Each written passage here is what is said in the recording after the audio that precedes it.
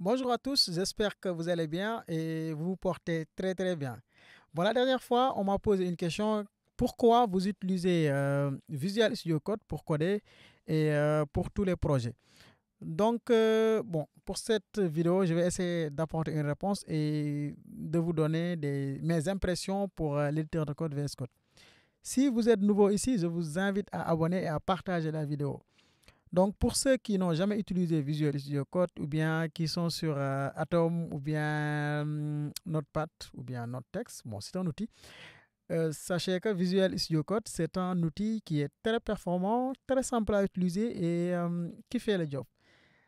Euh, J'aime pas beaucoup se concentrer sur les outils, mais les outils sont très importants. Imagine vous utilisez un mauvais outil qui ne vous permet pas d'avancer et de faire ce que vous êtes censé faire. Par exemple, aujourd'hui, quels sont les avantages que Visual Studio Code offre? Pour ça, c'est très important.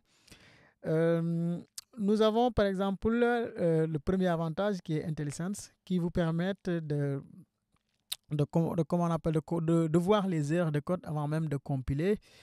Nous avons aussi, on peut débugger directement sur Visual Studio Code. On peut utiliser Git et GitHub depuis Visual Studio Code. On peut aussi installer des extensions. Pour ceux qui n'ont pas encore utilisé ou bien qui n'ont pas encore testé Visual Studio Code, c'est très simple et c'est 100% gratuit.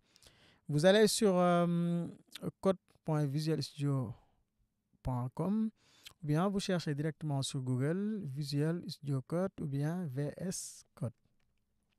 Voilà, comme ça.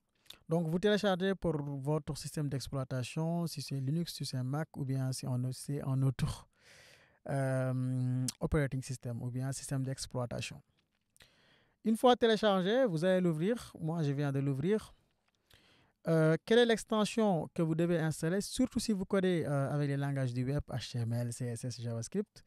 Venez ici et cherchez Live Server comme première extension. Ça, c'est très important. Live Server vous permet d'avoir une sorte de serveur local. Qu'est-ce qui se passe, par exemple, si vous créez un site avec HTML, CSS?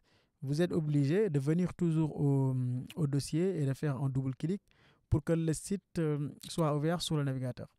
Avec Live Server, vous n'avez pas besoin de ça. Vous démarrez Live Server, automatiquement, Live Server ouvre le site sur votre navigateur et à chaque fois que vous effectuez des modifications, Live Server applique ces modifications automatiquement. Voilà. Ensuite, une fois que vous avez Live Server, qu'est-ce que vous faites? Deuxième extension, c'est qu'on appelle c'est Git. Bon, GitLens peut-être, voilà. GitLens, c'est un outil aussi très important qui vous permet de faire toutes les commandes Git facilement. Par exemple, si vous voyez cet onglet, ça veut dire que nous avons installé GitLens. C'est important. Premier onglet ici, c'est un onglet qui permet de créer des fichiers et des dossiers. Suivez bien. Donc, si vous cliquez sur le premier onglet ici, vous pouvez créer un nouveau fichier. Par exemple, fichier 1.txt. Vous pouvez créer un fichier comme ça. Vous pouvez aussi créer un dossier ici. Par exemple, dossier 1 comme ça. Donc, vous pouvez créer des dossiers, vous pouvez créer des fichiers ici. Ensuite, nous avons un onglet de recherche qui est très important et aussi qui est quand même un outil très performant que vous devez utiliser tout le temps. Donc, fonction recherche, ça vous permet par exemple de chercher une fonction. Par exemple, imaginons si j'ai une fonction getLink, je ne sais pas si ça existe dans mon code. Ou bien, ok, voilà, apt get update, vous voyez, c'est très intéressant cette fonctionnalité. C'est ici qu'on installe les extensions. Je vous ai dit Git et Live Server. Bon, il y a d'autres extensions que j'utilise. Ici, vous pouvez installer aussi des thèmes. Voilà, bon, ça dépend. Ok, ok, Git Lens, il est là. Ensuite, l'autre onglet qui est très important, c'est Run and Debug. Donc, c'est ici, c'est à partir d'ici qu'on va débugger nos projets. Ça aussi, c'est très important parce qu'aujourd'hui, vous pouvez coder une fonctionnalité et ça ne marche pas, ou bien il y a des erreurs. Dans ce cas-là, vous avez besoin de débugger pour savoir pourquoi il y a cette erreur. Ensuite, un autre avantage que j'avais oublié, c'est que sur VS Code, vous pouvez synchroniser tout votre appareil. Imaginez, vous avez un MacBook, un Windows, un Linux, ou bien vous venez de perdre votre machine. Là, vous vous connectez directement avec votre compte et la synchronisation, c'est automatique. Donc, vous aurez tous vos réglages sur ce nouveau PC ou cette nouvelle machine. Ensuite, l'une des fonctionnalités que j'aime beaucoup, c'est les thèmes, la possibilité de changer les thèmes. Voilà, cliquez sur cette icône, le gear ici. Ensuite, thème, couleur thème. Voilà, ici. Bon, j'utilise Cobalt 2, mais il y a Dark. Bon, tout le temps, j'utilise Dark. Il y a IU Dark. Il y a IU One Dark. Il y a Taru. Taru, je pense, c'est Daouda. Bon, c'est un thème made in Sénégal, made in Jolof.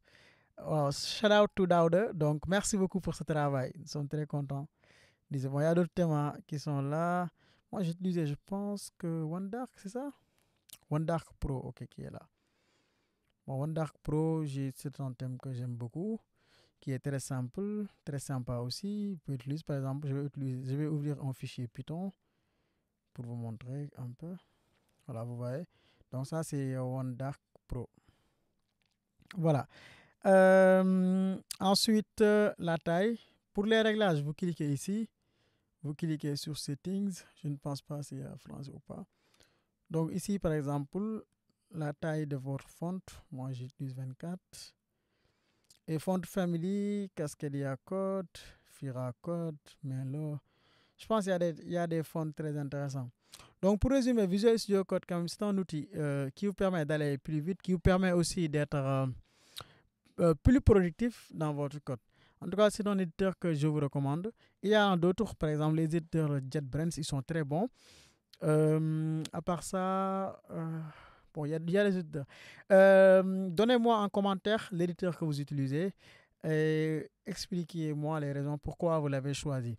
Dans les prochaines vidéos, je vais vous montrer les terminals que j'utilise. Bon, le terminal, c'est le CMD sous Windows. Les terminals que j'utilise pour coder. Merci beaucoup et à la prochaine.